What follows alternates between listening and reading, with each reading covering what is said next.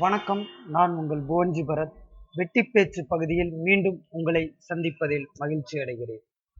சமீபத்துல ஆளுநரை சந்தித்த தலைமைச் செயலாளர் ராம் மோகன் ராவ், நிதியமைச்சர் பன்னீர்செல்வம், பொதுப்பணித்துறை எடப்பாடி பழனிசாமி இவங்க எல்லாம் ஆளுநரை சந்தித்தாங்க. இந்த சந்திப்பு குறித்து ஆளுநர் மாளிகையில் இருந்து வெளியிடப்பட்ட அறிக்கை என்ன அப்படிங்கிறத பார்க்கறதுக்கு முன்னாடி இந்த நிகழ்வு அரசியல் வட்டாரத்துல எவ்வளவு பரபரப்பை ஏற்படுத்தியது அப்படிங்கிறது நம்ம எல்லாருக்குமே தெரியும். எதற்காக திடீர் சந்திப்பு அப்படிங்கிற ஒரு கேள்வி, துணை முதல்வர் வரப்போறாரா, பொறுப்பு முதல்வர் வரப்போறாரா, இது போன்ற பல்வேறு விவாதங்களை அது எழுப்பியது. இதுல நம்ம முக்கியமா கவனிக்க வேண்டியது என்னன்னா, ஒரே நாளில் 2 முறை தலைமைச் செயலாளர் ஆளுநரை சந்தித்து உள்ளார். முதல்ல தனிமையில சந்திச்சிருக்காரு, அதன் பிறகு அமைச்சர்களுடன் சந்தித்திருக்காரு. இப்ப ஆளுநர் மாளிகையின் அறிக்கை குறித்து வருவோம். அறிக்கையில அவங்க என்ன சொல்லியிருந்தாங்க அப்படின்னா, காவிரி உயர்மட்ட தொழில்நுட்ப குழுவின் வருகை குறித்து விவாதித்ததாகவும், விவசாயிகளின் நலனுக்காக என்ன மாதிரி கமிட்டி அமைக்கணும், என்ன மாதிரி முயற்சிகள் மேற்கொள்ளணும் அப்படிங்கிறது குறித்து விவாதித்ததாகவும், இது குறித்து பொதுப்பணித்துறை அமைச்சர் விரிவா எடுத்து கூறியதா சொல்லியிருக்காங்க. மேலும் தமிழக முதலமைச்சரின் உடல்நிலை தற்போது எப்படி இருக்கிறது என்று கேட்டறிந்து கொண்டதாகவும் தெரிவிச்சிருக்காங்க.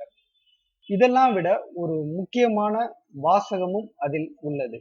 என்ன வாசகம் அப்படின்னா, தமிழக அரசின் பொது நிர்வாகம் குறித்தும் கேட்டறிந்தார், இதை தலைமைச் செயலாளர் விவரித்தார் அப்படிங்கிற வாசகம் அதுல இருக்கு. அமைச்சர்களோடு சந்திக்கும் போது தலைமை அரசின் பொது நிர்வாகம் குறித்து அவர் தனியாக, அதாவது மீண்டும் ஒரு முறை கேட்டதற்கு காரணம் என்ன அப்படிங்கிற கேள்வி எழுது. ஏன்னா ஆல்ரெடி தனிமையில சந்திச்சிருக்காங்க அதே நாள்ல. அப்ப அந்த சமயத்திலேயே இவர் விவரிச்சிருப்பாரு, அரசின் பொது நிர்வாகத்தில் இருக்கக்கூடியதெல்லாம் விவரிச்சிருப்பாரு. இதற்கு என்ன முடிவு மேற்கொள்ளலாம், இதற்கு தங்கள் தரப்பில் என்ன மேற்கொள்ள முடிவு பண்ணியிருக்கோம் அப்படிங்கிறத ராம் மோகன் ராவ் ஆளுநரிடம் தெரிவித்து இருக்கணும். கண்டிப்பா தெரிவிச்சிருப்பார். அது குறித்த விவாதத்திற்காகத்தான் இந்த 2 அமைச்சர்கள் அழைக்கப்பட்டிருக்காங்க. இதுதான் ஒரு உண்மையான நிலையா விஷயமா இருக்க முடியும். சோ அப்ப என்ன ஒரு முடிவு எடுத்திருப்பாங்க அப்படின்னா, தமிழக முதலமைச்சர் இப்போ உடல் நலக் குறைவால் இருக்கிறனால அவர் கையில் இருக்கக்கூடிய துறைகள்ல பல பணிகள் தேக்கம் கண்டிருக்கிறதா தலைமைச் செயலகத்தில் இருந்து வரக்கூடிய செய்திகள் தொடர்ந்து நமக்கு அறிவுறுத்திட்டு வருது. இந்த நிலையில இது குறித்து இப்ப அந்த பணிகள் தொய்வில்லாம நடைபெறணும், எந்த ஒரு தங்குதடை இல்லாம அரசு நடக்கணும் அப்படின்னா அந்த துறைகள் பிரித்து கொடுக்கப்படணும். இது இமிடியேட்டா ஸ்டெப் எடுத்தோம் அப்படின்னா, அப்ப தமிழக முதல்வரின் உடல்நிலை மிகவும் மோசமாக இருக்கிறதா அப்படிங்கிற ஒரு எண்ண அலைகள் மக்கள் மத்தியில பரவ ஆரம்பிக்கும். அதை தவிர்ப்பதற்காக இதை உடனடியாகவும் செயல்படுத்த முடியாது, ஒரு இக்கட்டான ஒரு சூழ்நிலை. ஆனா இந்த பணிகள் தோய்வில்லாம நடைபெறணும். அப்ப இதை அதிகாரப்பூர்வமாக எப்படி கையாள்வது, அது குறித்த விவாதங்கள் நடந்திருக்கலாம். தமிழக முதலமைச்சரின் உடல்நிலை குறித்து அப்பல்லோ தெரிவிக்கும் செய்திக்குறிப்புப்படி குறைஞ்சது இன்னும் 15ல இருந்து 20 நாட்கள் அவர் மருத்துவமனை வளாகத்தில் தங்கியிருக்கக்கூடிய சூழ்நிலை ஏற்படலாம். எப்ப அவர் பொது வார்டுக்கு வருவாரு அப்படிங்கிறது குறித்து தான் நம்ம மற்றதை பேச முடியும். அவர் பொது வார்டுக்கு வந்தா கூட 5 நாட்கள் மருத்துவமனையில் இருக்கணும்.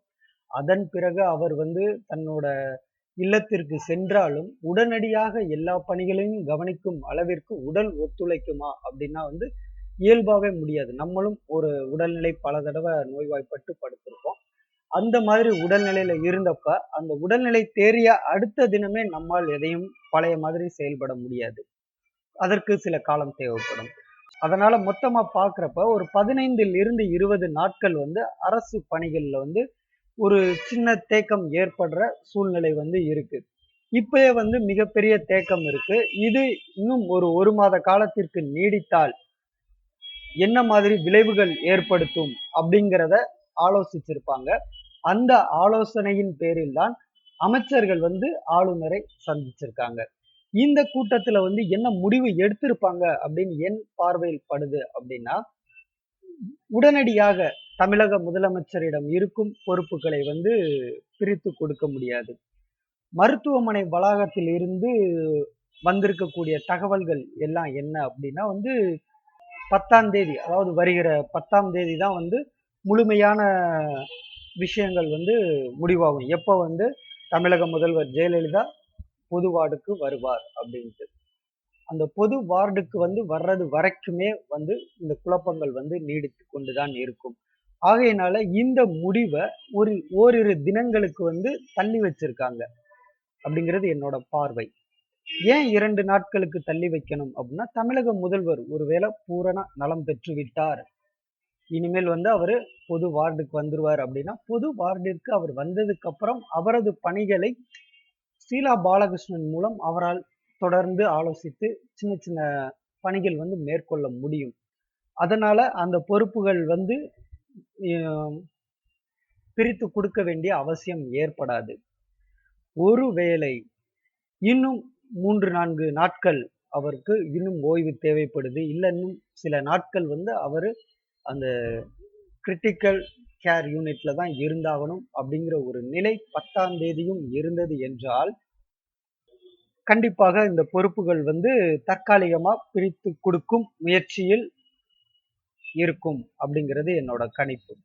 இது வந்து துணை முதல்வர் அப்படிங்கிற பொறுப்பு கொடுப்பாங்களா, இல்ல பொறுப்பு முதல்வர் அப்படிங்கிற ஒரு அந்தஸ்துல வழி நடத்துவாங்களா, என்ன மாதிரி பண்ண போறாங்க, இல்ல வெறும் துறைகளை மட்டும் பிரித்து கொடுக்க போறாங்களா அப்படிங்கிறது வந்து ஒரு கேள்விதான். ஆனா இன்றைய நிலையில என்னோட பார்வையில துணை முதல்வரோ பொறுப்பு முதல்வரோ போட்டா மக்கள் மத்தியில ஒரு குழப்பங்கள் ஏற்படலாம் அப்படிங்கிற அச்சம் வந்து அதிமுக மத்தியினர் கிட்ட இருக்கு. ஏன்னா கட்சியினர் வந்து அவ்வளவு தீவிரமா வந்து தமிழக முதலமைச்சர் ஜெயலலிதா மீது ரொம்ப ஒரு பாசம் கொண்டவங்க. அப்படி இருக்கும்போது இதை வந்து இவங்க கையில எடுத்தா அது இவங்க மீதான ஒரு அதிருப்தியை ஏற்படுத்திடுமா அப்படிங்கிற ஒரு அச்ச உணர்வும் இருக்கு. அதே நேரத்துல இதை செய்தாக வேண்டிய கட்டாயமும் இவர்களுக்கு வந்து இருக்கு. அப்போ பொறுப்புகள் தான் பிரித்து கொடுக்கப்படும் அப்படிங்கிறது என்னோட பார்வை. துணை முதல்வர் வருவதற்கான வாய்ப்பு இருக்கிறதா என்றால் நிச்சயமாக இல்லை. துணை முதல்வரோ பொறுப்பு முதல்வரோ கண்டிப்பாக அதிமுகவை பொறுத்தவரை அப்படி ஒரு நிகழ்வு நடக்குமா அப்படின்னா தற்போதைய நிலைப்படி வந்து வாய்ப்புகள் வந்து இல்லை. ஒருவேளை அதற்கான அவசியம் ஏற்பட்டால் அதை தொண்டர்களிடம் தெளிவுபடுத்திவிட்டு தான் அதிமுகவினர் செயல்படுவார்கள். ஏன்னா அதிமுகவை பொறுத்த வரைக்கும் தமிழக முதலமைச்சர் ஜெயலலிதா மீது எந்த அளவு தீவிர பற்று கொண்டவர்கள் நிறைய இருக்காங்க அப்படிங்கிறது அவங்களுக்கே தெரியும். தன்னோட கட்சியை வந்து எந்த அளவுக்கு அவர் கட்டுக்கோப்பா வந்து வச்சிருக்காரு அப்படிங்கிறதும் தெரியும். அதிமுக அப்படிங்கிற ஒரு கட்சி இன்னைக்கு வந்து இருக்கு அப்படின்னாலே அதுக்கு தமிழக முதலமைச்சர் ஜெயலலிதா மட்டும்தான் காரணம்ங்கிறது எல்லாருக்கும் தெரியும். அவங்க செயல்பாட்டிற்காக விழும் வாக்குகள் தான் அப்படிங்கிறதும் தெரியும். கீழ்மட்டத்தில் செய்யக்கூடிய தவறுகள் எல்லாத்தையும் விட அவங்க மேல் மட்டத்தில் செய்யக்கூடிய அந்த நிர்வாக திறமை, அந்த துணிச்சலான நிர்வாக திறமை தான் மக்கள் மத்தியில வந்து ஒரு மிகப்பெரிய பலத்தை வந்து அவங்களுக்கு ஏற்படுத்தி கொடுத்திருக்கு. அப்ப தமிழக முதலமைச்சர் ஜெயலலிதாவின் இடத்தில் அவர் இருக்கும் போதே இன்னொருவரை மக்கள் வந்து கண்டிப்பா கட்சியினரோ மக்களோ வந்து கண்டிப்பா ஏத்துக்க மாட்டாங்க. இது நல்லா அவங்களுக்கே தெரியும். அதனால அந்த முடிவுக்கு வரமாட்டாங்க. துணை முதல்வர் இல்லைன்னா பொறுப்பு முதல்வர் இந்த முடிவுக்கு வரமாட்டாங்க. ஆனா முதலமைச்சரிடம் இருக்கக்கூடிய முக்கிய துறைகள் வந்து பிரித்து எடுத்துக்கொண்டு செயல்பட தொடங்கலாம். இதற்கான வாய்ப்புகள் வந்து அதிகம் இருக்கு. இது குறித்த விவாதங்கள் வந்து கண்டிப்பா தனிமையில் சந்தித்த தலைமைச் செயலாளர் ராம் மோகன் ராவ் வந்து ஆல்ரெடி ஆளுநரிடம் இது குறித்து விவாதித்திருப்பார். ஏன்னா இந்த விவாதங்கள் வந்து இன்னைக்கு துவங்கியது கிடையாது. ஆல்ரெடி 2 நாட்களாகவே அப்பல்லோ மருத்துவமனை வளாகத்தில் விவாதிக்கப்பட்டு வந்ததாக செய்திகள் வெளிவந்த வண்ணம் இருந்தன. இந்த நிலையில அதில் எட்டப்பட்ட ஒரு முடிவை வந்து ஆளுநரிடம் இவர் ஆலோசித்திருக்கிறார். அந்த முடிவின் சம்பந்தமாக அமைச்சர்களுடன் நேரடியாக ஆளுநர் சந்தித்து ஆலோசனை நடத்தியுள்ளார். இந்த ஆலோசனையில் கூடுதலாக காவிரி உயர்மட்ட தொழில்நுட்ப குழுவின் வருகை, இது குறித்தும் முதலமைச்சர் உடல்நிலை, அது குறித்தும் அவர் விவாதிச்சிருக்காங்க அப்படிங்கிறது என்னோட பார்வை. இந்த பார்வை எந்த அளவுக்கு சரியானது அப்படிங்கிறது இன்னும் ஓரிரு நாட்கள்ல கண்டிப்பா எல்லாருக்கும் தெரிஞ்சிடும். நன்றி. மீண்டும் வெற்றி பேச்சு பகுதியில் உங்களை சந்திக்கிறேன்.